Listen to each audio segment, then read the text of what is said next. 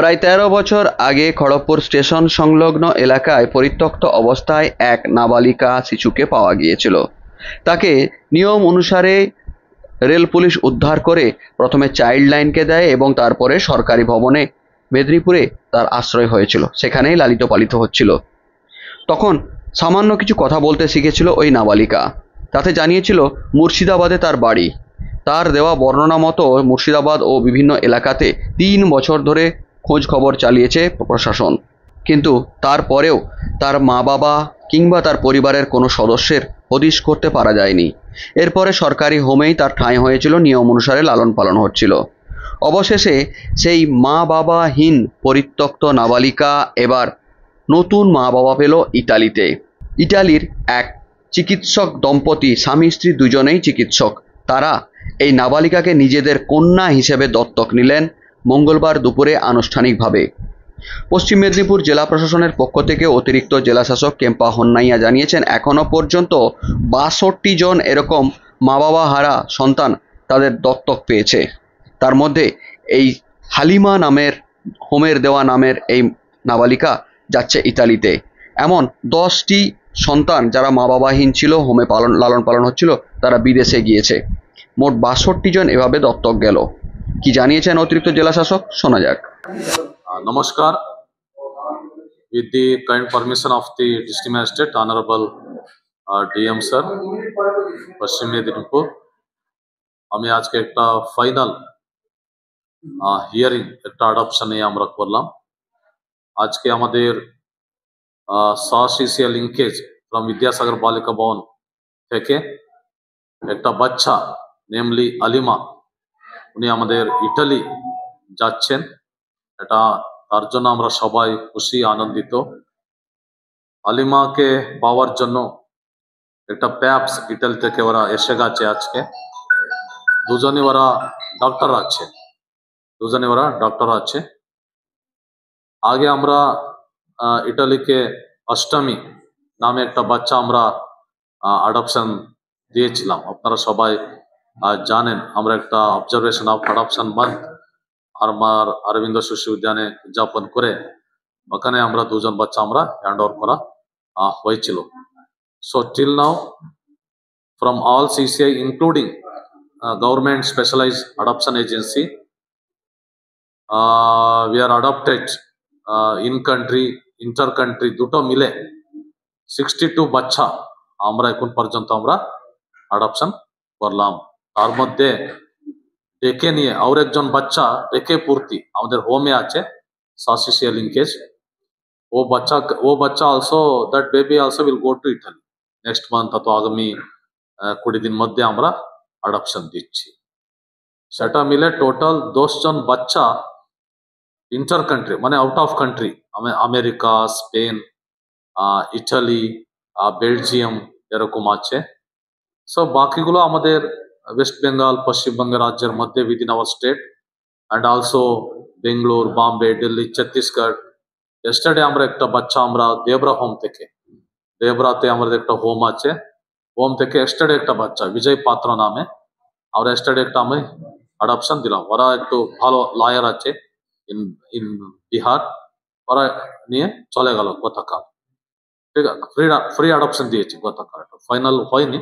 After 15 days আমি একটা final করে দেব। এটা একটা ব্রিফ ইন্ট্রোডাকশন। আপনারা সবাই এখানে এসেছেন, মিডিয়া ফ্রেন্ডস, আমাদের প্যাপস, আমাদের ডিসিপিও, আমাদের super, CWC, doctor madam, POIC, NIC, আমাদের ওসি, সোশ্যাল ওয়ার্কার, ডিএসডব্লিউ, সবাই আমরা মিলে আজকে আলিমা, এটা একটা আমাদের উৎসব। This is a festival, giving one child under adoption. It is a great pleasure, great an opportunity to hand over one baby under adoption system. So আমরা সব কাগজপত্র আমরা চেক করলাম, কারা থেকে শুরু করে সারা, তারপরে আমরা ডিস্ট্রিক্ট সাসিসিয়া লিঙ্কেজ, ডিসিপিও, বাবা মায়ের মেডিকেল রিপোর্ট, ওনার address proof, so income detail, ওনার প্রপার্টি ডিটেল সবকিছু আমরা ভেরিফাই করে আজকে ফাইনালি হ্যান্ড ওভার করছি। Thank you. বাচ্চা কোথায় থেকে? বাচ্চাটাকে পাওয়া গেছিল 2012 সালে খড়গপুর স্টেশনে, এবং সেটা জিআরপি আমাদের হাতে হ্যান্ডওভার করে। তখন চাইল্ড হেল্পলাইনটা ছিল এবং সিডব্লিউসি প্রোডাকশন করার পর ওকে আমরা প্রথমে এখানে দিই। এরপরে ও বলে মানে মুখে বলতো যে আমার বাড়ি মুর্শিদাবাদ, কিন্তু আমরা ডোর টু ডোর আমরা অঙ্গনওয়াড়ি ওয়ার্কারকে দিয়ে আমরা ভিজিট করি, ও কিন্তু ওর বাড়ি আইডেন্টিফাই করতে পারিনি, ওই নামে কাউকেই পাওয়া যায়নি। আমরা প্রায় 3 বছর এটা নিয়ে খেটেছিলাম। তারপরে ওকে অরফ্যান ডিক্লেয়ার করে দেওয়া হলো। সেই ডিক্লারেশনের পর অটোমেটিক্যালি ট্যাগিং হলো, শাসিশাই লিঙ্কেজ হিসেবে ট্যাগ হলো। কারণ আমাদের যেটা নর্মস আছে, সেই নর্মসে বলা হচ্ছে যে যদি 6 বছরের উপরে থাকে তাহলে সিসিআই থাকবে। তখন সিসিআই যারা অরফ্যান অ্যাবান্ডন সারেন্ডার থাকে তাদেরকে শাসিশাই ক্যারিংস পোর্টালের মাধ্যমে লিঙ্ক করা হয়। সেই লিঙ্কের মাধ্যমে ট্যাগিং হয়েছে। ট্যাগিং এর মাধ্যমে আজকে ও যাচ্ছে। গভর্নমেন্টের সমস্ত প্রসিডিওর, যেটা স্যার বললেন, গভর্নমেন্টের সমস্ত প্রসিডিওর, সমস্ত প্রোটোকল মেনটেন করে, ইভেন গভর্নমেন্ট অফ ইন্ডিয়া কারা থেকে এনওসি, নো অবজেকশন সার্টিফিকেট আমরা পেয়েছি। তারপর আজকে কিন্তু হালিমা ওনারা কিভাবে যোগাযোগ করেন? ওনারা অনলাইনে আমাদের কারা যে ওয়েবসাইট আছে wcd.cara.gov.in, এখানে ওরা অ্যাপ্লাই করে। করার পর ওনাদের যে অ্যাম্বাসি আছে সেখানকার মাধ্যমে তাদের টোটাল প্রসিডিওর, ইটালি গভর্নমেন্টের সব প্রসিডিওরটা মেনটেন করতে হয়, যার ডকুমেন্টসটা স্যার একটু চেকিং করছিলেন। সেই মেনটেন করার পরে ওটা আফার কাছে কারাতে আসে। এবার কারা তখন কনসার্ন আফাকে ডাইরেকশন দেয় যে তোমরা হোম ভিজিট করো। হোম ভিজিট করার পর ওরা আবার কারাতে আপলোড করে। আফা যখন কারাতে আপলোড করে তারপরে এবার ট্যাগিং হয়। এবার আমরা যখন পোর্টালে বাচ্চাকে আপলোড করি তখন কিন্তু আমরা ডিটেলসটা লিখে দিই। এবার ওনারা যে ধরনের বাচ্চা চাইছেন অ্যাপ্লিকেশনে, সেই ধরনের বাচ্চা ট্যাগড হয়। তাতে হালিমা ট্যাগিং হয়েছে। কারণ এখানে এজ ক্রাইটেরিয়া একটা ব্যাপার থেকে থাকে। সন্দীপ বাবু, কত ইন কান্ট্রি ইন্টার কান্ট্রি বলো? আমাদের এখন পর্যন্ত 9 জন অলরেডি ইন্টার কান্ট্রি চলে গেছে, আর 53 আশপাশ আমাদের গেছে।